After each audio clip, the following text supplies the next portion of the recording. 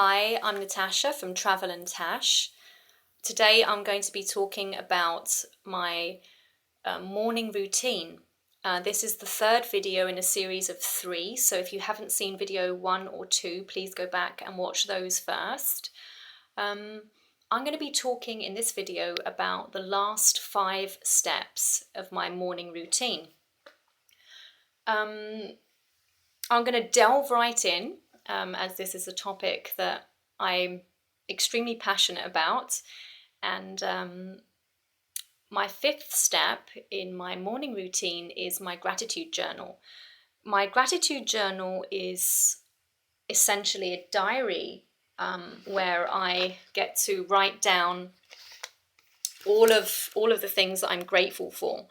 And it's an opportunity really for me to do some self-exploration, to reflect on the things in my life that I should savor. And this particular part of my routine gives me a lot of satisfaction because I feel as though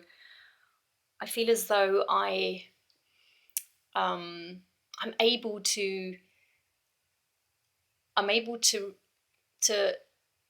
like I said earlier, savor the things that I should appreciate. Things like the fact that I've got a home to live in, that I'm not living in a mud shack, that I actually, I have a bachelor apartment right now that's provided through my job, and that this place keeps me safe, it keeps me warm. It's a place where I can rest, recover, from my day and be wake refreshed for the next day, and so on and so forth. So usually I'll spend every morning about 5 to 10 minutes writing 3 different things I'm grateful for. And so, for example, if I read one example from Monday the 20th, I wrote down that I'm so happy and grateful that I received lots of excellent advice about how to improve my writing submission by the Soul Writers Collective meetup. This information will help me to continue writing more carefully, including sensory information to keep readers engaged and to get my submission included in a publication. So here I'm feeling gratitude that I was able to get some feedback about my writing skills in order to improve them for my first book submission. And essentially my diary is just filled with all of the things that make me feel significant, that make me feel like I'm a part of something important, and that my existence isn't for nothing, that I'm here and I've got something to contribute, and that I really should count every single blessing that I have. After I do my gratitude journal, the next step that I do is I review my goals. I think that this is a particularly large topic to cover, and is perhaps a topic that I'm going to write about and perhaps record more videos about in the future. But essentially reviewing my goals, I spend about 5 to 10 minutes per morning reviewing my goals. And initially that required actually identifying what my goals are, and then I made various categories for them. So I made one category of goals for my personal life, including my health, my relationships, and my hobbies and fun time.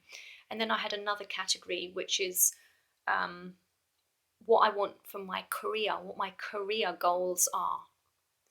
And then I divided those two different sections into a 1-year plan and a 5-year plan.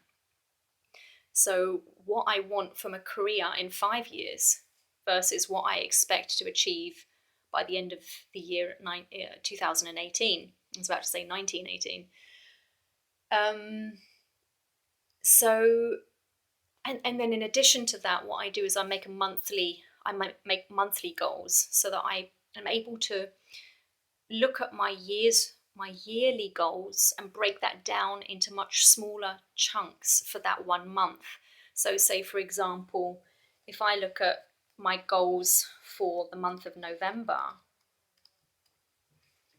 they include, for example, publish a blog about such and such, publish X amount of articles, attend a writing meetup, find a 2018 large journal, consider the K Money Mastery course, and so on and so forth. So those are broken up into much smaller chunks. And what I do is I make little boxes so that I can actually check them off as I actually go through them. Another thing that I've begun to do recently is actually rewrite my goals almost every day. And that helps keep my goals really, really fresh in my memory. But they also keep changing somewhat. Some of them stay, and then others begin to either phase out or take a slightly different twist. And I'm able to better identify my goals in this process. Like I said, this is a really important step in my morning routine, and I think that what I'm going to do is make another video on this topic in the future, because this particular topic needs lots of meat. It needs more clarification, and it's a really, really important part of my routine. The next thing that I do is affirmations. Now, affirmations are really useful because they really help to build my personal self-confidence. Jake Ducey, who talks a lot about essentially the law of the universe, and about how the messages that we say to ourselves influence us subconsciously. So say, for example, if you're saying to yourself, "Oh God, I'm so stupid. Why did I do that? Oh, I'm such an idiot." You're actually programming yourself in a negative way to undermine your talents and your skills and what you're actually capable of. But if you were doing the opposite, you'd actually be encouraging yourself and building yourself up. And so Jake Ducey talks about the importance actually of something called self-hypnosis, to actually program yourself subconsciously to begin to produce better results, and to actually build your confidence up in a really interesting, deliberate way. And he gets a lot of these ideas actually from a fella called Bob Proctor. I'd highly recommend that you check out Bob Proctor's YouTube channel. Some really, really, really interesting ideas about how our limiting beliefs, or the ideas that we are incapable of doing things, are actually ideas that have been programmed into us, that we've allowed to continue to give us those repeated messages over and over. And those are the things that limit us. And that this is also another idea that Tony Robbins talks about. Anyway, the idea is that if you use positive affirmations, that you can actually reprogram your mind to give you lots of self-encouragement and self-confidence. Some of the ones that I use, for example, are I create amazing opportunities for myself. I'm so happy and grateful I create amazing opportunities for myself. I'm so happy and grateful now that I rehearse challenging situations, managing and retraining my emotions to change my behavior patterns. I'm so happy and grateful now that I am curious about what the real message is behind an emotion.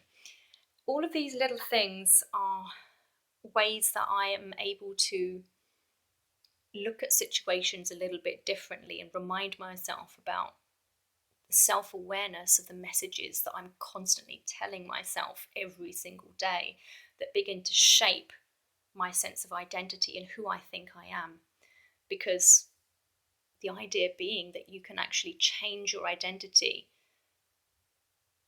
by reprogramming your brain to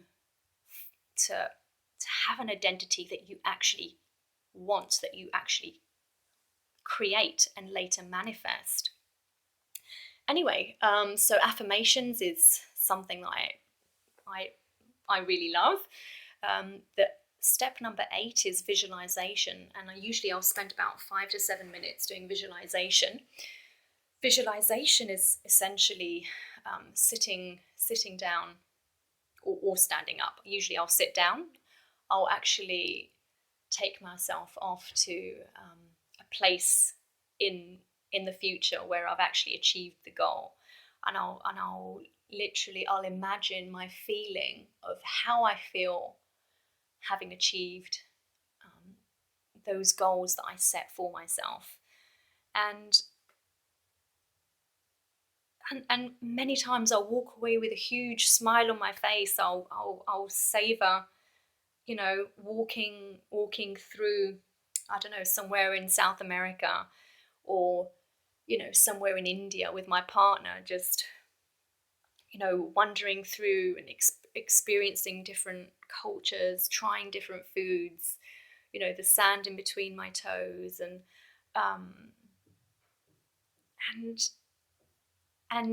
being financially completely independent. These are my personal private goals. So this is what I visualize. I also have created posters that I use where I've got images that match my end goals, the creation of what I desire for my life. And so those are so that through my visualization, I'm not just mentally looking at the pictures in my mind, but I'm also physically seeing them with my eyes when I actually look at the posters that I've created on my walls. Posters which include, the places, visual images of the places that I want to visit, like Varanasi in India, like Halong Bay in Vietnam, and then also pictures of the house that I want to own in Spain, and pictures of couples going together, holding hands, and on the beach, or overlooking places in Italy, because the experience of actually achieving that becomes more tangible through the images themselves, and keeps reminding me again and again, this is what I want, this is what I want, this is what I'm working towards. All of my efforts are going toward this. And so I have a clear picture in my mind, a clear image of what my actual goal is. Anyway, visualization is very, very powerful, and that's another thing that Bob Proctor talks about, is the power of visualization. Last but not least, I regularly listen to advice from others. I tune into different YouTube channels. I've mentioned Evan Carmichael, Clark Kegley. I've watched many YouTube videos from Tony Robbins, Jake Ducey, and I've really I've benefited so much from some of these videos. I've also, Project Life Mastery is a new one that I've started watching, which I absolutely love. Highly, highly, highly recommend seeking out mentors that can give you that fuel and that food every day, that's just going to help motivate you to just keep striving for what you want, reminding you of how to get there. Thank you so much for watching. This is Natasha from travelandtash.com. Remember to check out the links that I'm going to leave below. Subscribe, hit the bell button so that you get notifications when I release new videos. Thank you again so much for watching. Keep learning.